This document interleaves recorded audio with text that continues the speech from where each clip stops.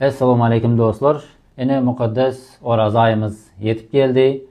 Tutyan orazalarınız, ediyen dua dilekleriniz, okayan tarava namazlarınız Allah dergahinde hemmenizki kabul boluversin. Yine şu Oraz ayı münasebetli bizim Türkiye devletinde üniversite okumak isteyen yaş taliplerimiz için elimizden gelen hizmetlerimizden kömek etmekçi olayız. Bilişiniz yalı üniversitede yerleşme için gerekli olan resminamalar var, tercüme hizmetleri var ve başka da tayarlamalı resminamalar boyunca edilen işleri var. Şunun için bizim Türkiye devletinde üniversitede bizim şirketimizin üstü bilen üniversitede yazılmak isteyen talip yaşlarımıza Türkmenistan tarafında edilen hizmetlerini biz mut edip vermekçi olacağız. Bunların içinde nemeler var? Gerekli resminamaların tayarlanmağı, tercüme edilmeyi, denklik belge başvurusu, viza tavşırmak için gerekli resminamaların tayarlanmağı, viza çıkandan sonra ablanma tavşırmak için gerekli resminamalar tayarlanmağı, banka gerekli resminamalar tayarlanmağı ve siz Türkiye devletine gitmekçi olan vaktinizde de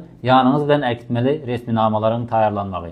Yine görüşünüz yağlı resminamaları tayarlamak boyunca da bir giden işleri var. Değişimiz yağlık Oraz ayı boyunca üniversitede bizim dev akademi üstünden yerleşmek isteyen talip yaşlarımıza bu hizmetleri mut edip vereceğiz. Daşoğuz vilayetinde yaşayan ildeşlerimiz için Daşoğuz şehrinde yerleşen mekanın Söda ve Dinç Alış Merkezi vardır. Şunun içinde tercüme merkezi ofisimiz var. Şu taya barsanız yankısanak geçen hizmetlerimizi mut tayarlamanıza ve okuğa yerleşmenize kömek edeceğiz. Bu edilen mut hizmetlerimiz dine Oraz ayı için geçerlidir.